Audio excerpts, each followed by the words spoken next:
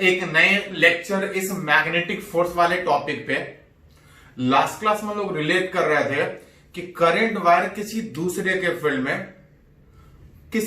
के फील्ड में हो सकता है, किसी और वायर के फील्ड में रखा था। किसी करंट वायर के फील्ड में रखने के बाद उसके ऊपर फोर्स लग रहा था। अलग अलग कंडीशन में सीख रहे थे कि किसी करंट वायर के फील्ड में होने के बाद फोर्स कितना लगता है। हाँ, उसमें यह भी सीख रहे थे कि अगर वायर क्लोज लूप के फॉर्म में है, क्लोज लूप अगर यूनिफॉर्म मैग्नेटिक फील्ड में रखा हुआ है, तो देख रहे थे कि डिफरेंट सेगमेंट पे फोर्स लग रहा था, लेकिन नेट फोर्स किसी क्लोज लूप के यूनिफॉर्म मैग्नेटिक फील्ड में नेट फोर्स जीरो हो रहा था। नेट फोर्स तो जीरो हो रहा था, लेकिन डिफरेंट सेगमेंट पर फोर्स लग रहा था। और डिफरेंट सेगमेंट पर फोर्स लगने के कारण हो सकता है उस लूप पे मैग्नेटिक फील्ड में रहने के बाद नेट फोर्स तो जीरो हो, लेकिन हो सकता है उसके ऊपर एक टॉर्क लगे। टॉर्क लग भी सकता है, नहीं भी लग सकता है, वो डिपेंड करेगा कि फोर्स किस तरह से लग रहा है। हाँ, नेट फोर्स हमेशा जीरो था यूनिफॉर्म मैग्नेटिक फील्ड में किसी क्लोज लूप के ऊपर, लेकिन टॉर्क लग सकता है। अब तब वही यहां पे एक टॉपिक हम लोग को पढ़ना है कि अगर कोई करंट लूप अगर यूनिफॉर्म मैग्नेटिक फील्ड में है, नेट फोर्स तो जीरो होगा, लेकिन हो सकता है कि उस लूप के मैग्नेटिक फील्ड में होने के बाद टॉर्क लगे। डिफरेंट सेगमेंट पे फोर्स अलग अलग डायरेक्शन में लगने के कारण हो सकता है टॉर्क लगे। वही रिलेट करना चाहते हैं कि टॉर्क कितना लगेगा। ऐसे तो फॉर्मूला सिंपल है, लेकिन प्लस 2 में डेरिवेशन पूछता है तो थोड़ा सा डेराइव करें। मान के चल रहा है इस तरह से एक रेक्टेंगुलर लूप, जिसका कुछ लेंथ होगा, जिसका कुछ विड्थ किसी यूनिफॉर्म मैग्नेटिक फील्ड में रखा है। इस तरह से यूनिफॉर्म मैग्नेटिक फील्ड में रखा है सच दैट कि इस लूप का जो नॉर्मल है, ये उस लूप का प्लेन हुआ, ये उसका प्लेन हुआ और नॉर्मल उसका ठीक परपेंडिकुलर। मान के चल रहे हैं कि ये rectangular loop uniform magnetic field में है और इस तरह से है कि लूप का जो नॉर्मल मतलब उस प्लेन की जो परपेंडिकुलर है, इस लूप का जो नॉर्मल है वो मैग्नेटिक फील्ड से थीटा एंगल पर। कुछ नहीं, किसी रीजन में मैग्नेटिक फील्ड मान लेते हैं कि इस रीजन में यहां पे मैग्नेटिक फील्ड इधर कहीं होगा, किसी डायरेक्शन में मैग्नेटिक फील्ड है। उस मैग्नेटिक फील्ड में एक लूप रखा है। समझने के लिए इस तरह से एक लूप ले रहा है, ये एक रेक्टेंगुलर लूप किसी यूनिफॉर्म मैग्नेटिक फील्ड में है। अगर फील्ड इधर है तो लूप ऐसा भी रखा हो सकता है, लूप ऐसा भी रखा हो सकता है, कुछ तिरछा भी रखा हो सकता है। मान के चल रहे हैं कि जो रेक्टेंगुलर लूप है, लूप का जो नॉर्मल है, मैग्नेटिक फील्ड इधर था, मैग्नेटिक फील्ड से इस लूप का जो नॉर्मल है वो कुछ थीटा एंगल पे, लूप का नॉर्मल इधर और फील्ड इधर, दोनों के बीच थीटा एंगल कुछ इस तरह से डायरेक्शन को दिखाने के लिए मान एक रेक्टेंगुलर लूप मैग्नेटिक फील्ड में रखा है। Consider a rectangular current loop placed in uniform magnetic field such that normal to its plane, इस प्लेन का जो नॉर्मल है वो मैग्नेटिक फील्ड से थीटा एंगल पे। हमको पता है कि नेट फोर्स जीरो होगा क्योंकि uniform magnetic field. Net force on loop already बहुत सारा पढ़ चुके हैं कि किसी यूनिफॉर्म मैग्नेटिक फील्ड में करंट लूप चाहे जैसा रखा हो, नेट फोर्स जीरो होगा, लेकिन डिफरेंट सेगमेंट पे फोर्स लगेगा। तो डिफरेंट सेगमेंट में अगर इसके अलग अलग सेगमेंट पे बात करें, सबसे पहला अगर इस ए बी वाले सेगमेंट पे बात करें तो पहले फोर्स किधर लग रहा होगा, फोर्स लगेगा तभी टॉर्क का बात उठेगा। हाँ, नेट फोर्स तो जीरो है। पूरे लूप के बजाय अगर छोटा छोटा सेगमेंट में इस तरह से अगर करंट माने, कुछ करंट होगा। अगर ए बी वाला सेगमेंट पे अगर पहले फोर्स का बात करें तो फोर्स था आइडियल क्रॉस बी। जो मैग्नेटिक फोर्स था वो था आइडियल क्रॉस बी, छोटा छोटा सेगमेंट। अगर डायरेक्शन निकालने का बात करें तो आइडियल के तरफ कर्ल रख के, अगर लूप ऐसा है, आइडियल के तरफ कर्ल रख के, मैग्नेटिक फील्ड इस साइड था, आइडियल के तरफ कर्ल रख के अगर मैग्नेटिक फील्ड के तरफ रोटेट करें, थंब जिधर जाएगा आइडियल क्रॉस बी, ए क्रॉस बी, आइडियल के तरफ कर्ल रख के, करंट के तरफ कर्ल रख के अगर फील्ड के तरफ रोटेट करें, थंब जिधर जाएगा that will be the direction of force. मतलब बोल सकते हैं इस ए बी वाले सेगमेंट पे जो फोर्स लगेगा वो ऊपर की ओर लगेगा। करंट ठीक अपोजिट डायरेक्शन में होने के कारण अगर इस सी डी वाला सेगमेंट पे बात करें तो फोर्स नीचे। अगर किसी लूप पे एक फोर्स ऊपर एक फोर्स नीचे लगे, दोनों का ओरिएंटेशन सेम होने के कारण जितना फोर्स ऊपर लगेगा उतना फोर्स नीचे लगेगा, नेट फोर्स जीरो होगा और लूप रोटेट भी नहीं करेगा, क्योंकि जितना फोर्स ऊपर उतना फोर्स नीचे उसी प्लेन में लगा। मतलब बोल सकते हैं इस ए बी वाला सेगमेंट और सी डी वाला सेगमेंट पे फोर्स तो कैंसिल होगा, उसके कारण टॉर्क भी नहीं लगेगा। लेकिन हमको रिलेट करना है कि टॉर्क कितना है। अगर बीसी वाले सेगमेंट पे फोर्स का बात करें तो आप देख सकते हैं कि अगर ये रेक्टेंगुलर लूप है तो उस मैग्नेटिक फील्ड में ऐसा भी हो सकता है, ऐसा भी हो सकता है, ऐसा भी हो सकता है।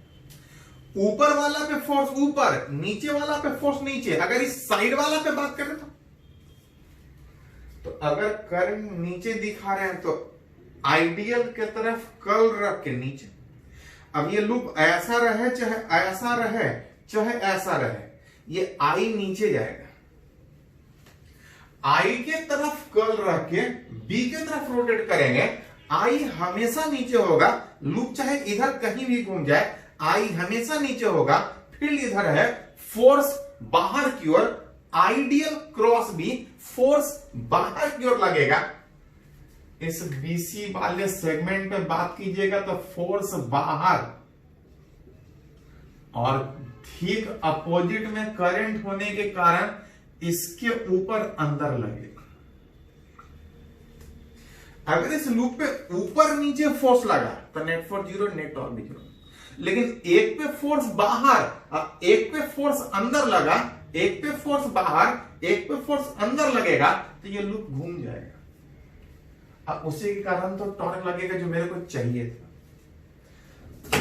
मतलब बोल सकते हैं कि इस रेक्टेंगुलर लूप के मैग्नेटिक फील्ड में होने के बाद नेट फोर्स तो जीरो है, but due to force on segment BC and DA, एक पे फोर्स बाहर, एक पे फोर्स अंदर, जिसके कारण ये लूप रोटेट करेगा, that is a net torque. उस लूप पे कितना, वही तो मेरे को चाहिए।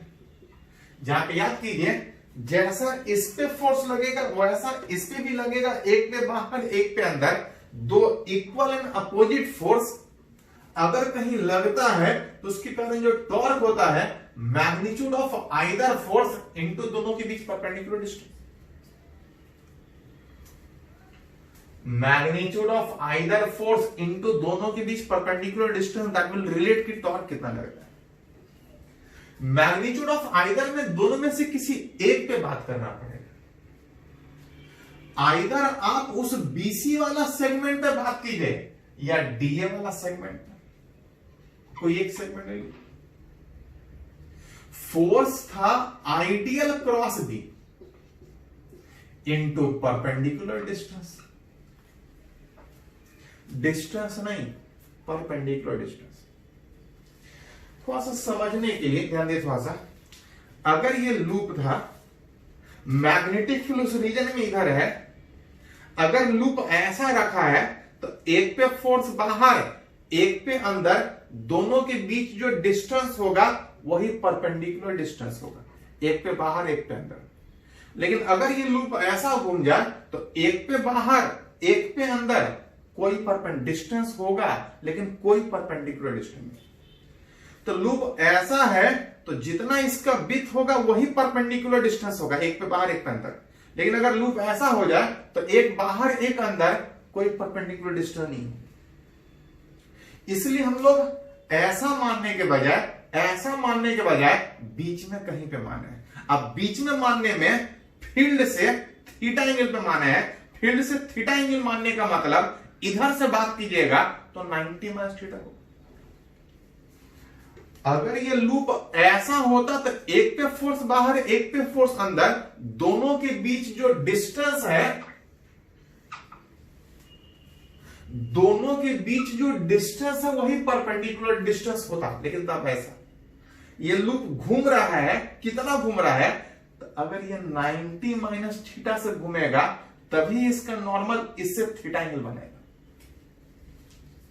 हम जो माने थे नॉर्मल फील्ड से थीटा एंगल पर, नॉर्मल इधर है, ये लूप, ये नॉर्मल इधर है, फील्ड से थीटा तब बनाएगा जब ये लूप घूमेगा इधर से कितना, इधर से 90 माइनस थीटा बनाएगा तो उस फील्ड से थीटा बनेगा। लूप सीधा होता तो दोनों के बीच जो डिस्टेंस होता वही परपेंडिकुलर डिस्टेंस। लेकिन पता है कि लूप थोड़ा घूम रहा है, लूप कितने एंगल से घूम रहा है, तो लूप 90 माइनस थीटा से घूम रहा है। लूप का नॉर्मल इधर है, ये घूमेगा 90 माइनस थीटा से, इधर से 90 माइनस थीटा से घूमेगा तो इधर से थीटा बनेगा। हम लोग फील्ड से थीटा माने। एक पे फोर्स बाहर एक पे अंदर, किस पे बाहर, इस बीसी वाला सेगमेंट पे बाहर, उस ओए वाला सेगमेंट पे अंदर, दोनों के बीच डिस्टेंस बी सीधा रहता तब होता, यहां पे सीधा ये डिस्टेंस बी, लेकिन हमको परपेंडिकुलर डिस्टेंस चाहिए, जो कि बोल सकते हैं इस राइट एंगल ट्रायंगल में बी cos 90 माइनस थीटा आएगा that equal to B sin theta. थोड़ा सा लोग यहां पे कंफ्यूज रहते हैं, थोड़ा सा इसको बढ़िया से आप क्लियर कीजिए। मैग्नीट्यूड ऑफ आइदर फोर्स, दोनों में से कोई एक वाला, ये ओए सेगमेंट, दोनों में से कोई एक वाला, और डिस्टेंस नहीं परपेंडिकुलर डिस्टेंस, जहां से रिलेट कीजिएगा आई, उस लूप में कुछ होगा। आई लेंथ हम लोग बात कर रहे हैं इस बीसी वाला पे। अगर लेंथ एल था तो I into L into magnetic field, अब दोनों के बीच एंगल आई नीचे, अब फील्ड आगे, चाहे इस प्लेन में कितना भी लूप घूम जाए, आई नीचे फील्ड आगे, दोनों के बीच एंगल 90 डिग्री। ये तो हो गया फोर्स। साथ साथ कभी कभी क्वेश्चन में एक चीज और दे देता है कि हो सकता है इस लूप में एक टर्न के बजाय लूप में एन टर्न, वेयर इस एन को आप बोल सकते हैं नंबर ऑफ टर्न इन उस लूप में। एक लूप रहता तो एक ही फोर्स का बात होता है, एन लूप है तो एन टाइम्स फोर्स का बात होगा, क्योंकि जितना ज्यादा वायर होगा हर वायर पे फोर्स लगेगा। इनटू परपेंडिकुलर डिस्टेंस में आ रहा था बी साइन थीटा। ओवरऑल अगर रिलेट कीजिएगा तो इसको लिख सकते हैं एन आई, एल इंटू बी को अगर एक साथ लिखें इंटू बी इंटू, ये तो साइन 91 एक साइन थीटा बच रहा था, जिसको अगर लिखना चाहे तो N I A into B sine theta लिख सकते हैं। एज लेंथ इंटू विड्थ इस लूप का एरिया कहलाएगा, लेंथ इंटू विड्थ ये इस लूप का एरिया कहलाएगा। जिसको अगर थोड़ा सा और अगर अरेंज करके लिखिएगा तो इसको हम लोग ऐसा करके लिखते हैं,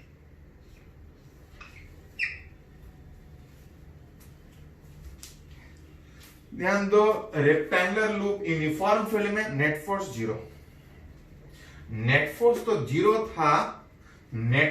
0 था, लेकिन डिफरेंट सेगमेंट पर फोर्स लगने के कारण लूप पे टॉर्क लग भी सकता है, नहीं भी लग सकता।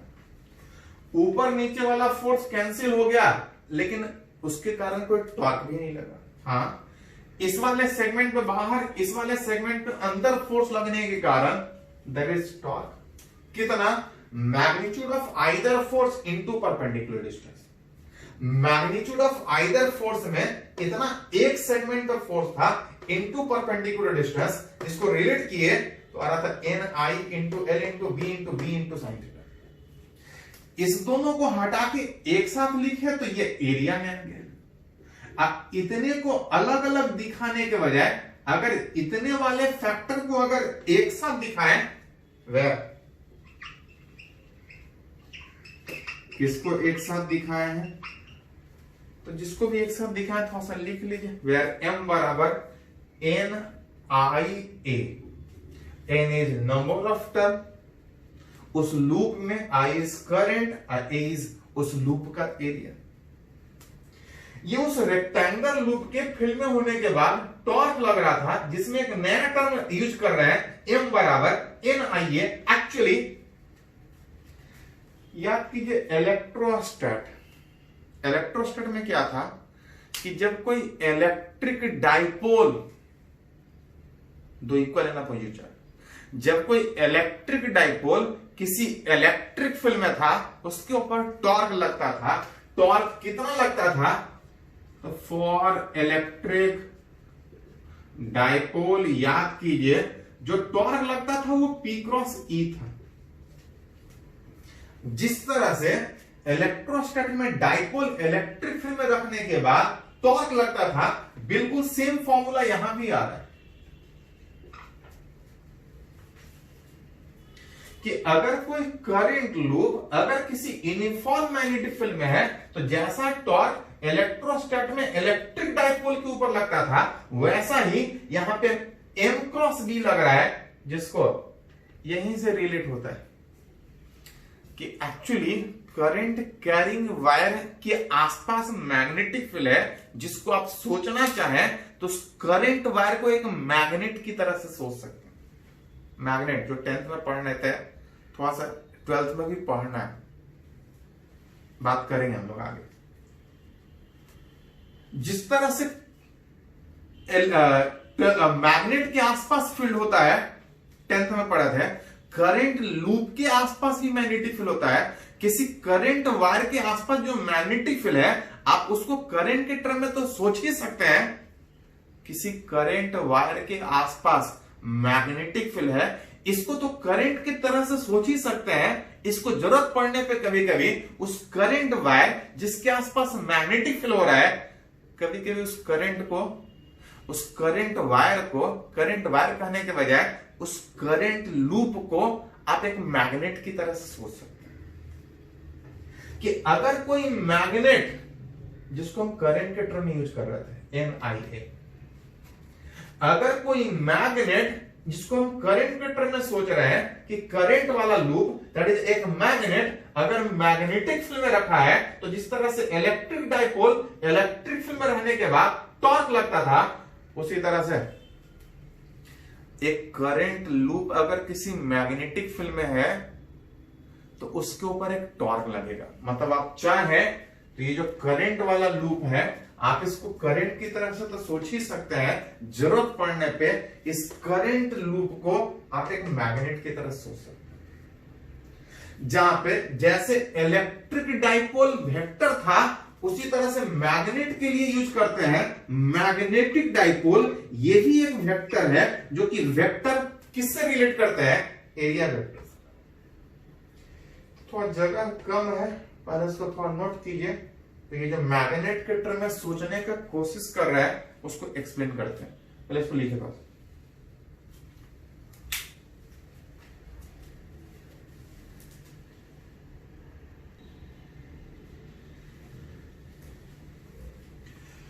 तो अभी हम लोग एक रिजल्ट डिराइव किए कि अगर कोई करंट लूप किसी मैग्नेटिक फील्ड में था तो नेट फोर्स तो 0 था, लेकिन उसके ऊपर एक टॉर्क लग रहा था, और जो टॉर्क आ रहा था NIA into B into sine theta था, जिसको हटा के हम लोग MB साइन थीटा लिख रहे थे, जिसको जरूरत पड़ने पे M cross B which is torque, जो एक वेक्टर है, इस तरह से आप लिख सकते हैं। रिलेट करने में हम लोग ये सोचे कि करंट कैरिंग लूप जब मैग्नेटिक फील्ड में है तो टॉर्क लग रहा है, लेकिन इस रिजल्ट को जब सोच रहे थे तो ये रिजल्ट बिल्कुल उसी तरह से आ रहा था जैसे इलेक्ट्रिक डाइपोल इलेक्ट्रिक फील्ड में रहने के बाद टॉर्क लगता था, उसी तरह से एक मैग्नेट की तरह से जब ये फील्ड में है तो ये टॉर्क लग रहा है। मतलब अगली बार आप चाहें तो करंट लूप को आप करंट के टर्म में सोच सकते हैं, आप चाहें तो उस करंट लूप को एक मैग्नेट की तरह से सोच सकते हैं। जहां पे देख रहे हैं कि उस करंट लूप को के बदले इतना आ रहा था, ये सब लूप पे डिपेंड कर रहा था, करंट लूप के बदले इतने वाले फैक्टर को लिख रहे थे, वेर एम बराबर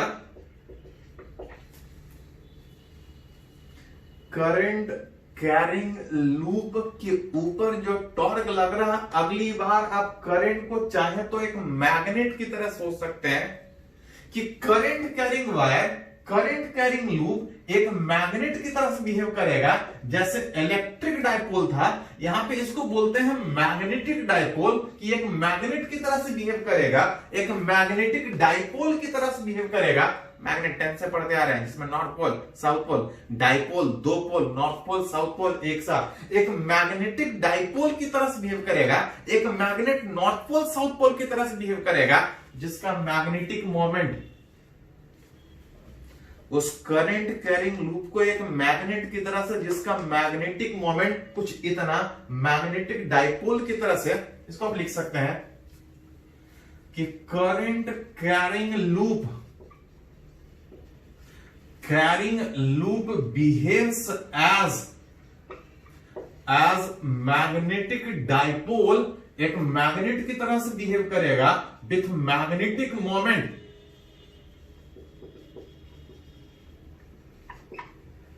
एम बराबर एन आई है, एक मैग्नेट की तरह बिहेव करेगा। जहां पे मैग्नेटिक मोमेंट एक वेक्टर क्वांटिटी है, इसका डायरेक्शन किस पे डिपेंड करेगा? Area vector.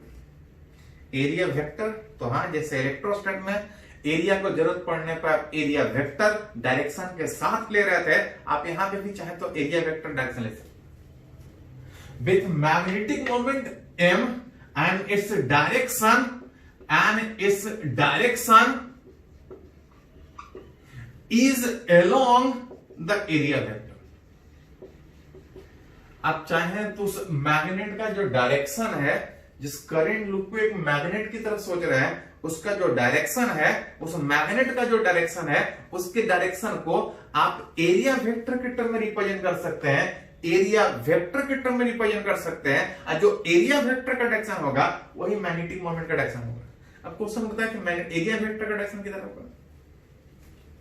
तो एरिया वेक्टर का अगर डायरेक्शन का बात कीजिएगा तो याद कीजिए, इलेक्ट्रोस्टैट में बात करते थे कि कहीं भी एरिया होता था तो आउटवर्ड नॉर्मल लेते थे, लेकिन यहां पे आउटवर्ड नॉर्मल नहीं। करंट लूप में एरिया वेक्टर का जो डायरेक्शन है वो उस लूप के करंट के डायरेक्शन पर डिपेंड करेगा। अगर लूप इस तरह से, जिसमें करंट अगर ऐसा है तो करंट की तरफ कर्ल को ले जाके देखिएगा, अगर ये sense of rotation of current है तो ये जो स्ट्रेच थंब होगा that will be direction of area vector, और जो डायरेक्शन एरिया वेक्टर का होगा वही डायरेक्शन उस मैग्नेट का डायरेक्शन होगा। एक करंट कैरिंग लूप एक मैग्नेट की तरह बिहेव करेगा, आप उस मैग्नेट का जो डायरेक्शन होगा वो उस एरिया वेक्टर पे डिपेंड करेगा। एरिया वेक्टर का डायरेक्शन उस लूप में करंट देख के बता सकते हैं। अगर करंट ऐसा तो एरिया वेक्टर बाहर, उधर ही मैग्नेटिक मोमेंट होगा। अगर करंट ऐसा तो करंट अगर इस तरह से है तो एरिया वेक्टर अंदर जाएगा, और जो डायरेक्शन एरिया वेक्टर का होगा वही डायरेक्शन इसके मैग्नेटिक मोमेंट का।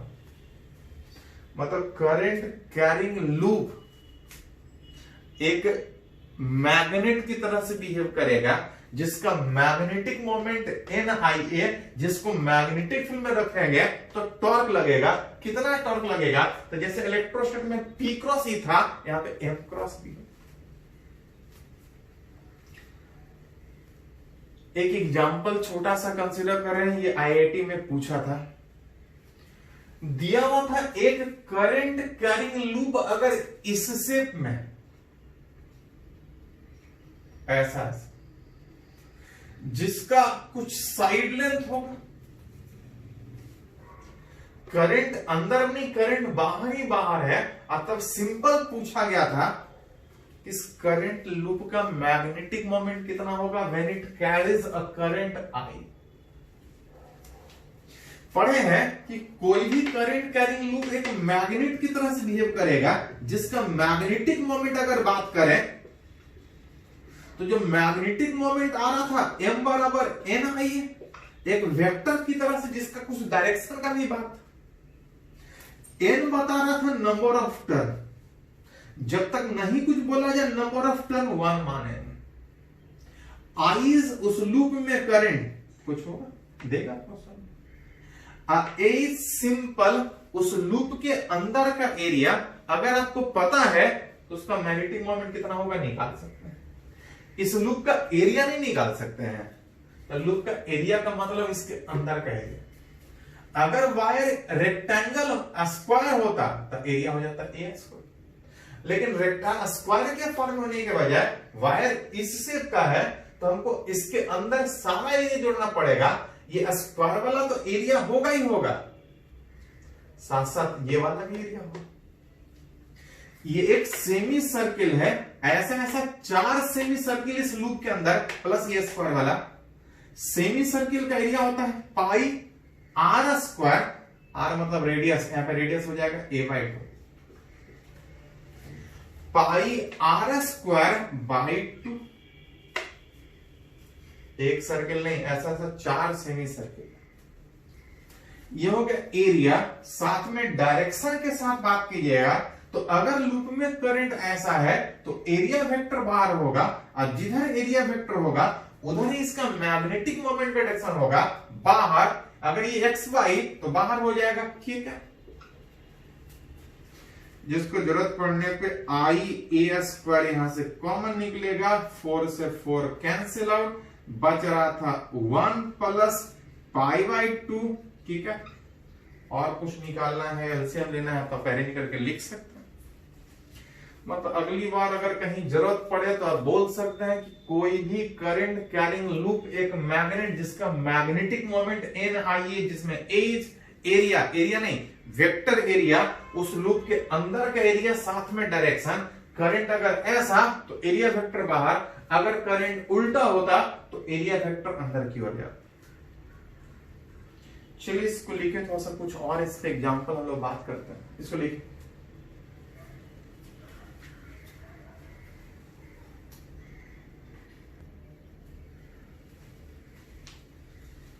तो यहां पे एक और एग्जांपल लेके हम कंसीडर करना चाह रहे हैं कि ये करंट कैरिंग लूप दिया है जिसका कुछ लेंथ है कुछ विड्थ है, लेकिन वो किसी एक इस एक्स वाई प्लेन के बजाय वाईजेड प्लेन के बजाय बीच वाले किसी प्लेन में रखा हो।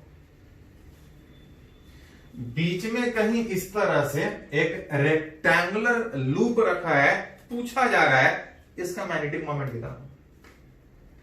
देख रहे थे कि अगर किसी लूप में करंट नंबर ऑफ टर्न जब तक नहीं कुछ बोला जाए 1, अगर उसका एरिया, एरिया नहीं अगर वेक्टर एरिया अगर उस लूप का अगर निकाल ले तो उसका मैग्नेटिक मोमेंट हम सिंपली रिलेट कर सकते हैं।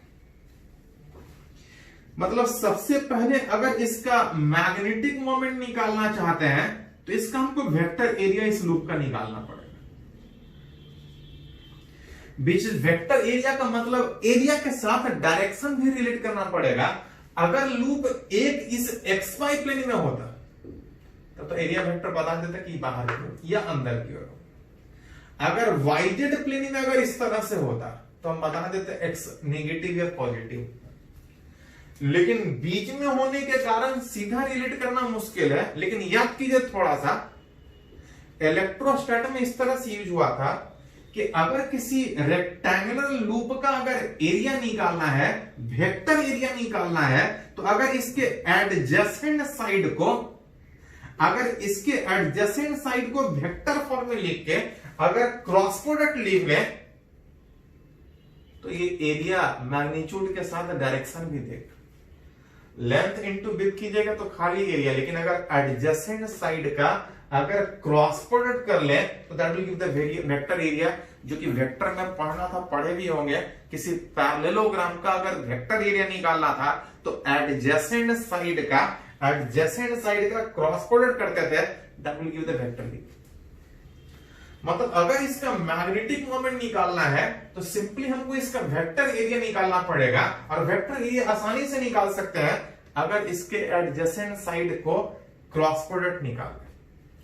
क्रॉस प्रोडक्ट आसानी से निकलेगा अगर इसको IG के टर्म में लिख लें, जहां पे सबसे पहले अगर OA को अगर I और J के टर्म में लिखें तो देख सकते हैं OA वाला वेक्टर इस XZ प्लेन में, जैसे कोई वेक्टर अगर XY प्लेन में होता था तो जिधर एंगल था उधर X कंपोनेंट निकालते थे A cos थीटा और Y component A sin theta.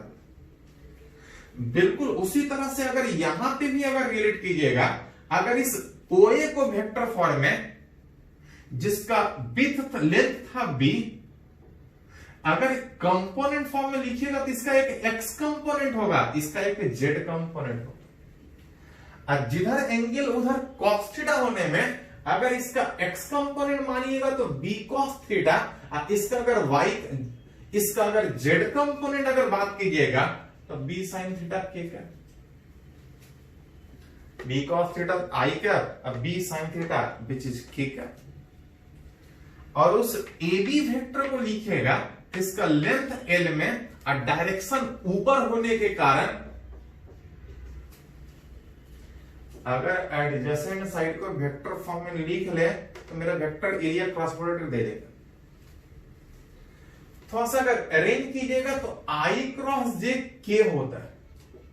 साथ में अगर मैग्नीट्यूड का बात कीजिएगा तो B इंटू एल अब cos 30 √3/2। इधर बात कीजिएगा तो B into L sine theta 1/2 अब K cross J I J K cross J उल्टा ऑर्डर में जा रहे हैं विच इज -I। कुछ कॉमन निकलता है तो निकाल लीजिए, BL/2 आ जाएगा -I कैप प्लस √3 के cap, that is vector area. It's magnetic moment अगर निकाला जाए सिंपली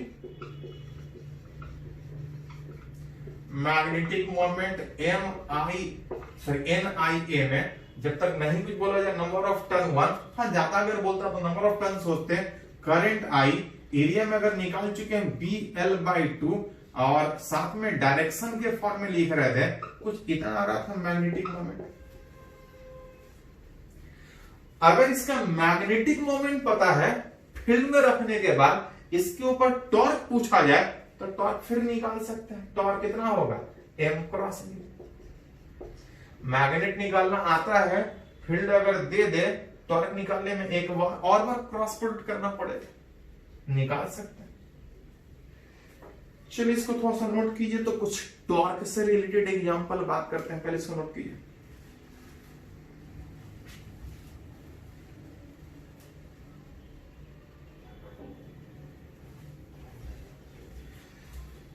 तो यहां पे एक और अगर एग्जांपल का बात करें तो बोल रहा है कि on a smooth horizontal surface, एक हॉरिजॉन्टल सरफेस पे एक करंट कैरिंग सर्कुलर रिंग, एक रिंग जो हॉरिजॉन्टल सरफेस पे रखा हुआ है इस तरह से वर्टिकल प्लेन में, एक सर्कुलर रिंग जिस current carrying circular ring horizontal और स्मूथ सरफेस पे रखा है और is placed in horizontal uniform magnetic field.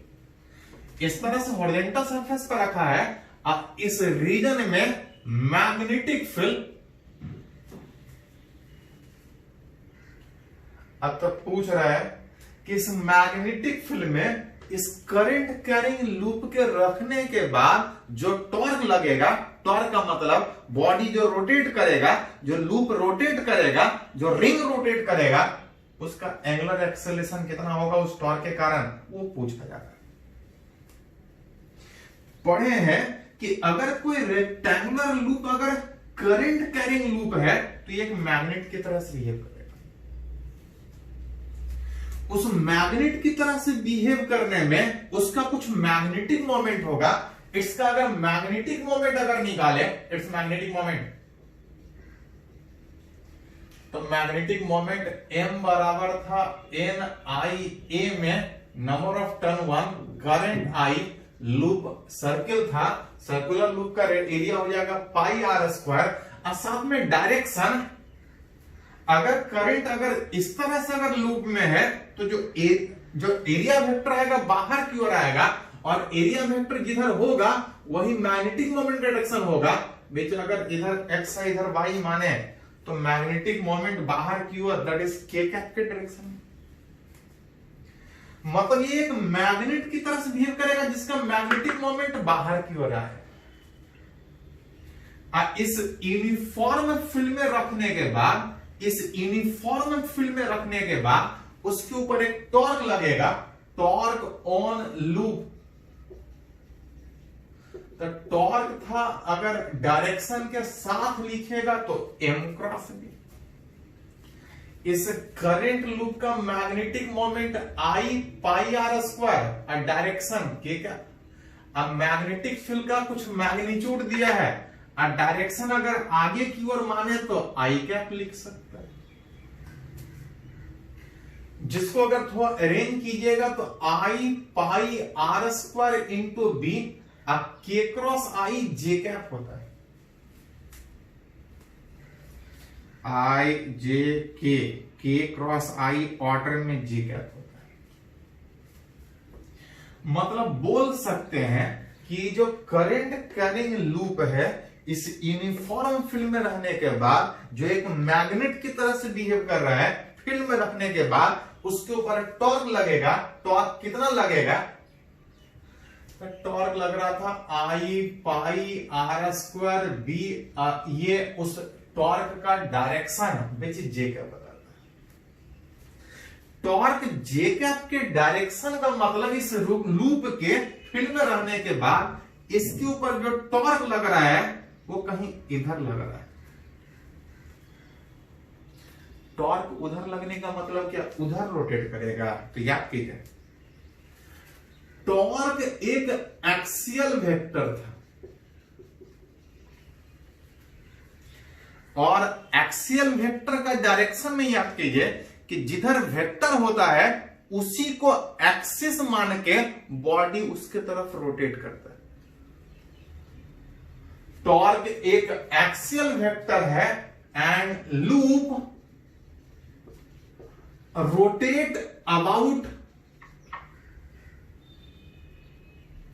Loop वो जो करंट कैरिंग लूप है इसके ऊपर टॉर्क इधर लगने का मतलब होगा कि इसको एक्सिस मान के, उस एक्सियल डायरेक्शन में उसको एक्सिस मान के लूप उसके चारों तरफ रोटेट करेगा।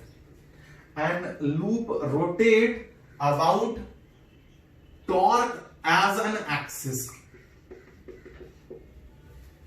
जिधर टॉर्क लग रहा है उस टॉर्क के डायरेक्शन को मान के, टॉर्क को एक्सिस मान के, जिधर टॉर्क लग रहा है वो एक्सियल वेक्टर होने के कारण उसको एक्सिस मान के बॉडी उसके चारों तरफ रोटेट करेगा।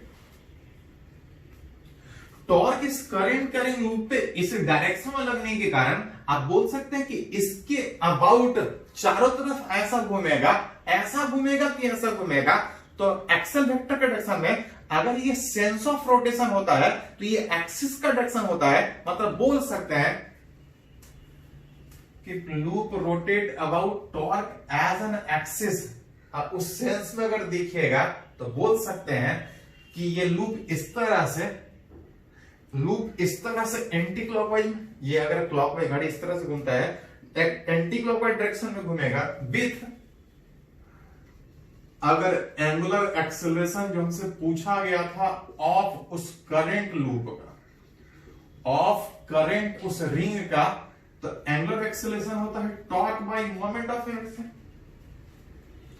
जैसे लीनियर एक्सेलरेशन होता है फोर्स बाय मास, जो कम ट्रांसलेशन में फोर्स का, रोटेशन में टॉर्क का, मास के जगह पे moment of inertia. Angular acceleration आ जाएगा torque by moment of inertia में टॉर्क था I into pi R square B, I is moment of inertia. याद कीजिए किसी करंट कैरिंग लूप अगर इसको एक्सेस मान के चारों तरफ घूम रहा है तो ये डायमीटर है, और डायमीटर के अबाउट अगर किसी रिंग का मोमेंट ऑफ इनर्शिया निकालते हैं तो मोमेंट ऑफ इनर्शिया रिंग का आता है mr²/2। जहां से अरेंज कीजिएगा तो एक r² कैंसिल आउट, तो ऐसा अरेंज कीजिएगा तो क्या आ जाएगा 2i pi b divide by कितना m r² वाला फैक्टर कैंसिल आउट। तो कोई करंट कैरिंग लूप जो एक मैग्नेट की तरह से बिहेव कर रहा था, जिसका कुछ मैग्नेटिक मोमेंट फील्ड में रखने के बाद टॉर्क, जिसके कारण रोटेशन, कुछ एंगुलर एक्सेलरेशन कैसा घूमेगा, तो ये सर्कुलर लूप जो इधर टॉर्क था उसको एक्सिस मान के उसी के चारों तरफ इस तरह से रोटेट करे, उसी एक्सिस के ऊपर कितना एंगुलर एक्सेलरेशन निकाल सकते हैं, टॉर्क निकालना हो तो टॉर्क निकाल सकते हैं। चलिए इसको लिखिए इस तरह से, एक और एग्जांपल हम लोग बात करते हैं, पहले इसको नोट कीजिए।